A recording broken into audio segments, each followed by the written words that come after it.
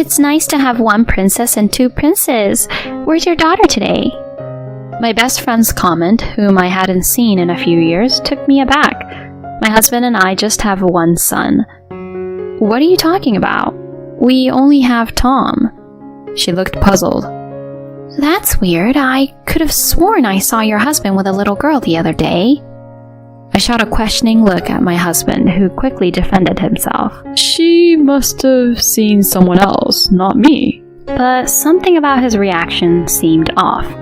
Turns out he had a huge secret. My name's Julie, I'm 29, and most of my time is spent as a stay-at-home mom.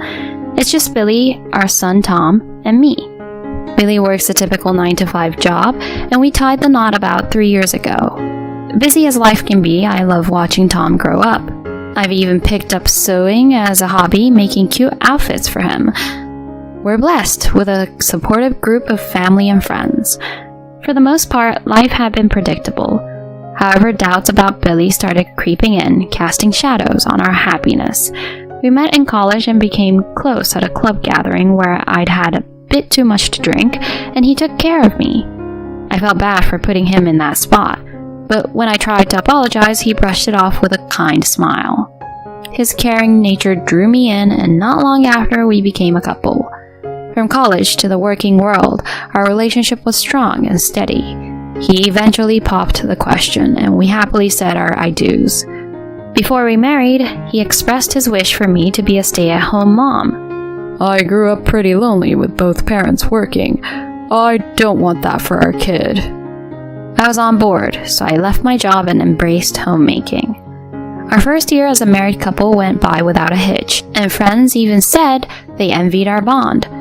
Things changed when he got a new position at work surrounded by the company's top performers. His promotion came with more pay, but also way more stress. Soon, his demeanor shifted. Stressed, he started taking out his frustrations on me. This food tastes awful. You're home all day and this is the best you can do? I'm sorry, I thought everything was fine. Whatever, I've lost my appetite. Clean this up. Must be nice playing around all day doing minimal housework and having me support you.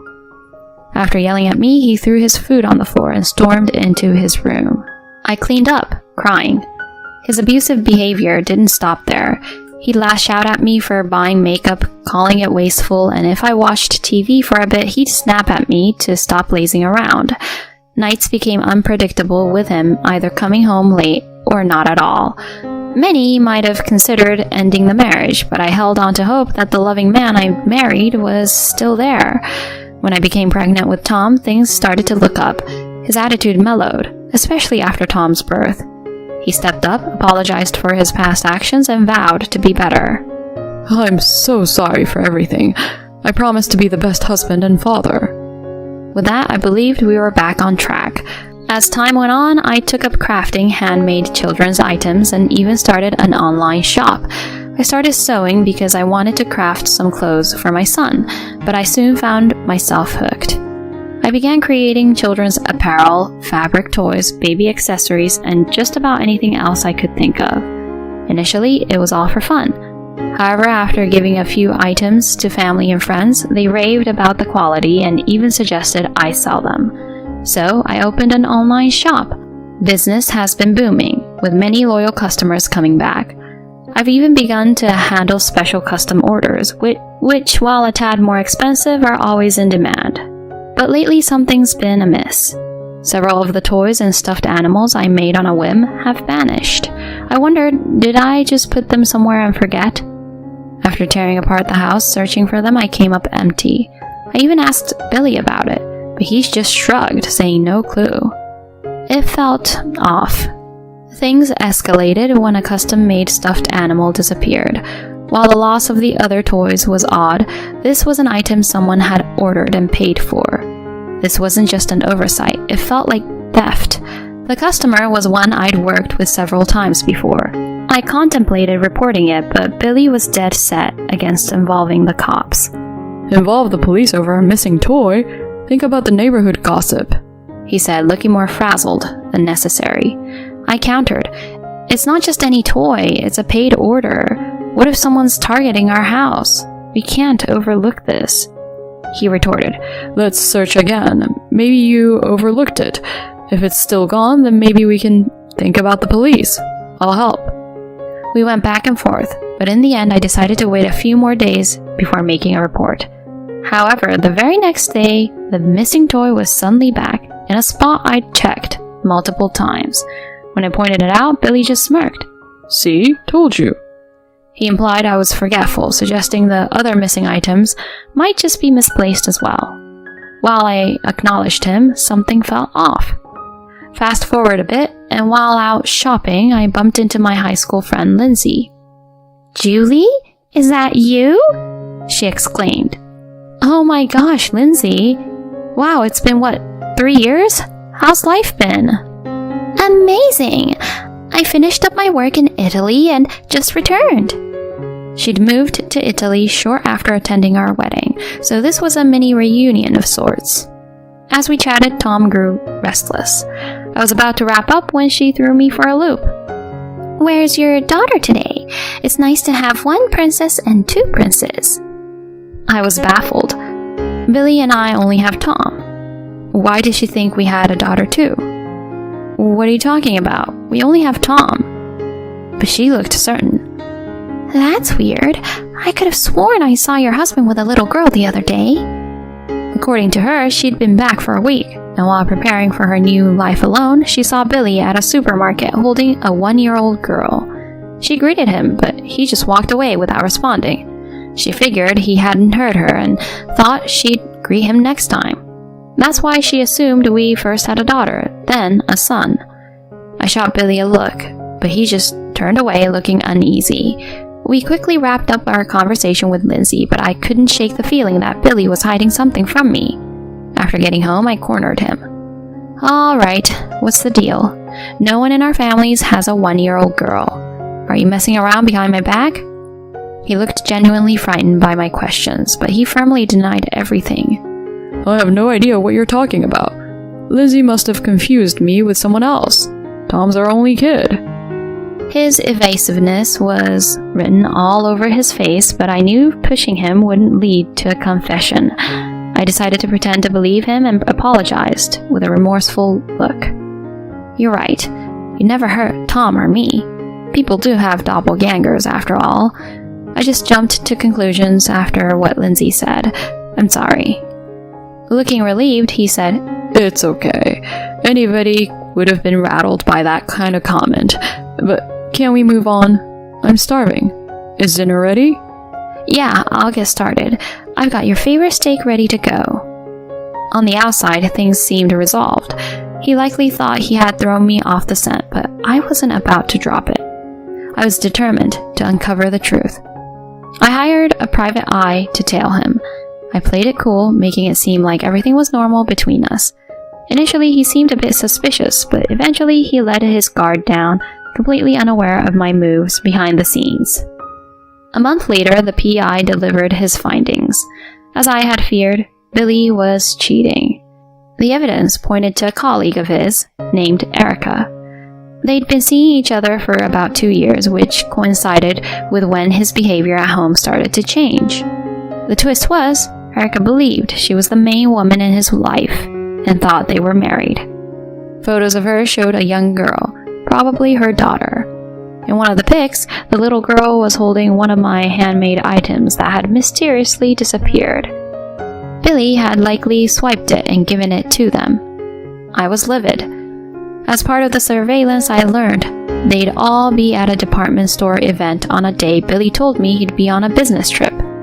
I left Tom with my folks and staked out the location. Before long, there they were, Billy, Erica, and the little girl, acting like a picture-perfect family.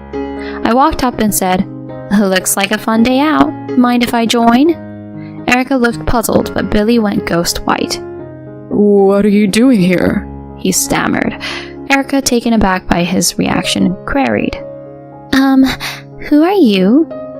Keeping my cool, I answered, "I'm Julie, and Billy, the man you're with, is my husband."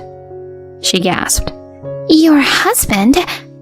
Clearly shaken, we agreed to continue our conversation at my place. Once there, we compared notes. I showed her our wedding photos and marriage certificate. Faced with the undeniable evidence, she went pale. Billy, for his part, couldn't even meet our eyes. After everything came to light, Erica shared that she started seeing Billy around 2 years ago. When she became pregnant, she proposed marriage. They completed the marriage forms and she trusted him to turn them into City Hall. Turns out he never did, so they weren't technically married. As for the handmade items I recognized, Billy had given those to her as gifts. Finally, Billy, looking defeated, fessed up. The stress from work got to me. I planned to end things with Erica, but then she got pregnant. We work at the same place, so walking away wasn't simple. That's why I lied about us being married. He was clearly shaken, but I couldn't muster any sympathy. My anger flared, and I could see Erica felt similarly. She shot Billy an icy look, then turned to me. "I'm really sorry. I had no clue about any of this. It's one thing to cheat, but to have a child." She said she'd compensate me for the ordeal. I saw her genuine remorse and figured she was another victim in all of this. I reassured her. "You don't have to apologize. I'm sorry my husband put you through this. Take some time for yourself and we can figure things out later." As our daughter grew restless, Erica took her leave, apologizing profusely. I confronted Billy next. "We're getting a divorce. I thought you were a decent guy, but then you pulled this? Get ready to pay alimony and child support." Terrified, he dropped to his knees, pleading. I didn't plan on having a kid with her. I only found out about the pregnancy when it was too late. I love you and Tom. I promise I won't see her again. "Don't see her again? That's your child. You need to step up," he desperately suggested. We could leave everything behind, move somewhere else with Tom. It's her child. She decided to have it. Let her raise it on her own. Let's move somewhere far with Tom. Okay, honey? I snapped back. "Seriously? You think I'd go for that? You're unbelievable. We're so over. Just stay away from Tom and me, you pathetic loser." He started crying, and all I could do was shake my head. A few months down the line, after navigating the legal maze, the divorce was finalized. Of course, I got custody of Tom, and Billy was on the hook for alimony and child support. Erica also pursued him for child support and damages. While she wanted to compensate me, I refused. She was in the same boat as a single mom. Though it all, Erica and I supported each other. I moved back with my parents, who were livid with Billy, but super helpful with Tom. I managed to land a job not long after. A few days post-divorce, I got a call from Billy's parents apologizing for everything. They filled me in on how he was doing, and it wasn't pretty. After Erica quit and spilled all the beans, Billy got a demotion at work. Now he's dealing with judgment from coworkers while juggling payments to both of us. His parents are ensuring he keeps up with his financial commitments. They're genuinely kind-hearted, and even with a busy job, I continue to make clothes for Tom. There'll be hurdles along the way, but I'm committed to doing my best for my son.